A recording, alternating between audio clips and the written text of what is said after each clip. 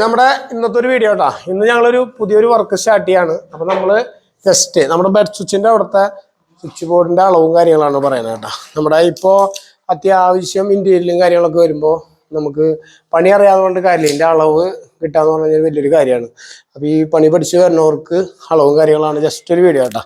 അതായത് നമ്മളിപ്പോ ഒരു ബെഡ് എടുത്തു. ബെഡ് ഏകദേശം നമ്മളൊരു 2 മീറ്റർ ഏകദേശം നല്ലൊരു ബെഡിന്റെ നീളം വരാം. അപ്പൊ ആ സാധനം നമ്മൾ എടുക്കണ ഭിത്തിയുടെ കറക്റ്റ് സെന്ററിൽ നിന്ന് 1 മീറ്റർ ഇങ്ങോട്ടും 1 മീറ്ററും അങ്ങോട്ട് വെച്ചാൽ കറക്റ്റ് ബെഡിന്റെ നീളമായി. ആ ബെഡിന്റെ നീളത്തിൽ നിന്ന് നമുക്ക് അതിന്റെ 2 സൈഡിലേക്ക് സൈഡ് ടേബിൾ വേണമെന്ന് വെച്ച് കഴിഞ്ഞാൽ സൈഡ് ടേബിൾ നമുക്കൊരു 50 സെന്റിമീറ്റർ കൂട്ടാം, വേണമെങ്കിൽ 45 ഇടാം.